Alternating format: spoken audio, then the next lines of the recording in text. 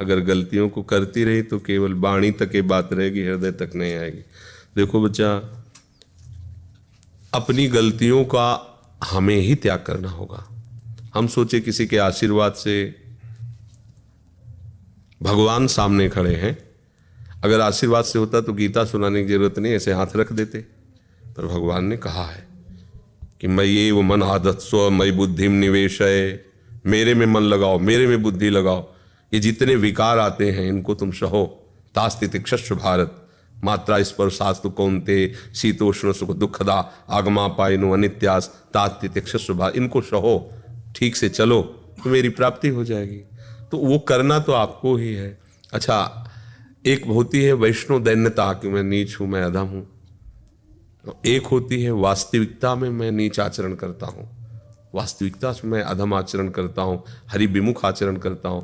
तो हमको हृदय में ग्लानि करके और उन आचरणों को त्यागना चाहिए जिसके संग से हम गलत मार्ग में चले, जिसके संग से हम हरि गुरु विमुख हो रहे, वो संग त्यागे, वो भोजन त्यागे, वो दृश्य देखना त्यागे, वो बातें करना बंद करे, प्रभु की चर्चा करे, प्रभु का नाम और भक्तों के चरित्र सुने, तो उससे बल प्राप्त होता है, फिर हम सतमार्ग में चले।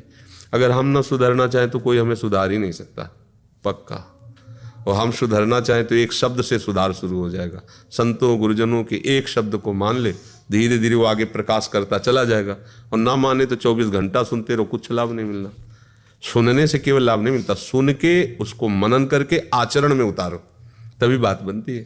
तो कहीं ना कहीं अभी भगवत कृपा से आपकी बुद्धि काम कर रही है तो उसे संभाल लो। जहाँ गलती हो रही, चाहे गृहस्थ में हो चाहे विरक्त में हो, जीवन का लाभ यही है, अच्छे आचरण करते हुए, भगवान का भजन करते हुए अपने कर्तव्य का पालन करें।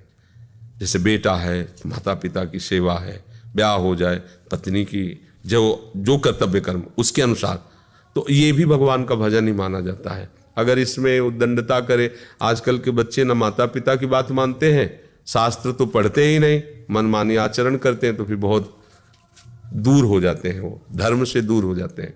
फिर उनको खुद पता नहीं चलता कि अब करे तो क्या करें, क्योंकि संसार में छल कपट के सिवा कुछ नहीं।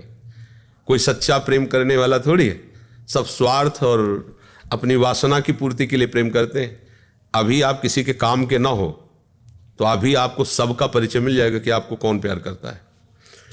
अगर आप उस गली से निकलोगे तो वो आदमी छुप जाएगा कि यार कहीं ऐसा ना हो कि हमसे बात कर ले।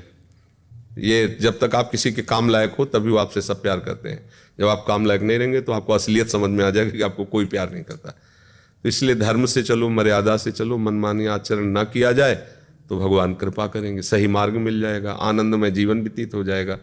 देखो पहले कैसी परिपाटी थी, पंडित आते जाते थे, ब्याह तय होता था बड़ा मर्यादा से, सब ऐसे पे वो आजीवन ऐसा हुआ मनमानी आचरण, तो अभी ब्याह हुआ अभी तलाक हुई, ऐसा हो। और आपस में झगड़ा हुआ, उनको छोड़ दिया उनको छोड़ दिया, न पवित्रता रह गई, न बुद्धि रह गई, न धर्म रह गया और ना उनको शांति रह गई। अब अगर वो लड़की आवेश में आके कहती कि आपने हमारा संग किया है, अगर आप हमको छोड़ते हैं तो हम आपके विरोध में खड़ी होंगे, विरोध करने लायक ही नहीं रखेंगे, खत्म।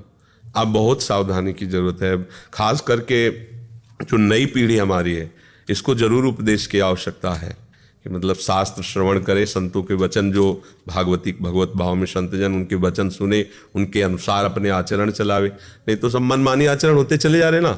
अच्छा, समाज अब जैसे माता पिता जब देख रहे हैं कि हमारा कहा नहीं मानते तो वो भी बेचारे धैर्य धर के चुप हो जाते, जाओ देख लो भोग लो, समय आएगा तो तुम्हें खुद समझा देगा, अभी हम क्या समझाएं, बड़ा समझ।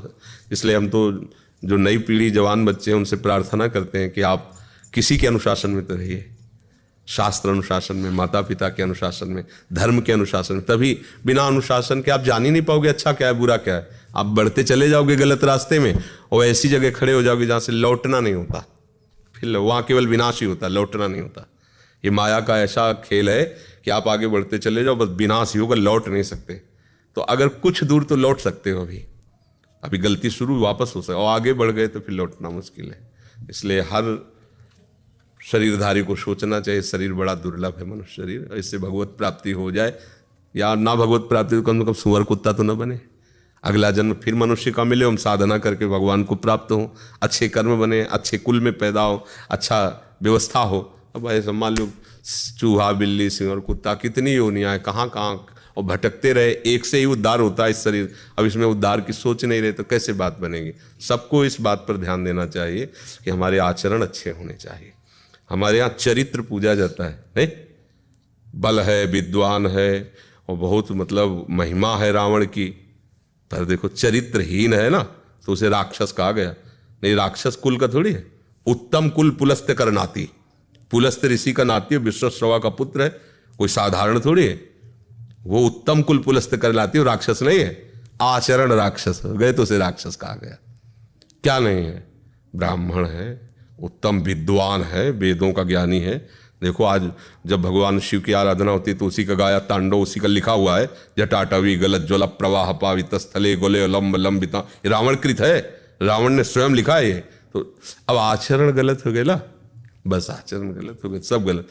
तो पूजा जाता है रामचरित्र, रावण चरित्र नहीं, क्योंकि उसका चरित्र गलत है, बस महिमा में कम नहीं है। हाँ, ये रघुवंशी है तो उत्तम कुल पुलस्त करनाती, और भारी तपस्या की भगवान की, ऐसे नहीं, कोई साधारण तपस्वी थोड़ी है। भगवान शंकर को रिझा लिया तपस्या के द्वारा, पर जब चरित्र बिगड़ा तो वही हनुमान जी बन के पूरी लंका में आग लगा दिए। वही है 11वें रुद्र का अवतार श्री हनुमान जी महाराज हैं। तो ये समझना चाहिए हमें, अपना चरित्र ठीक रखना चाहिए, गुड करेक्टर, नहीं करेक्टर कहते ना, गुड करेक्टर। अपने यहाँ भारत में जो परम पवित्र भूमि है, इसमें चरित्र की पूजा होती है। वैसे जगत में कहीं भी चरित्र का ही तो महत्व होगा, वो तो हमें ज़्यादा ज्ञान है नहीं, पर अपने भारत की जानते हैं। हमारे यहाँ चरित्र की पूजा होती है। आपका चरित्र ठीक नहीं तो देखो ना कहाँ पूजा हो, फिर चाहे जितना पूजा जाता हो, चरित्र बिगड़ गया ना, चरित्र की पूजा होती है। तो आपके चरित्र ऐसे होने चाहिए कि आप आदरणीय हो, समाज में आपके चरित्र प्रमाणित होने चाहिए, चाहे स्त्री हो, चाहे पुरुष हो, चाहे जो कोई हो।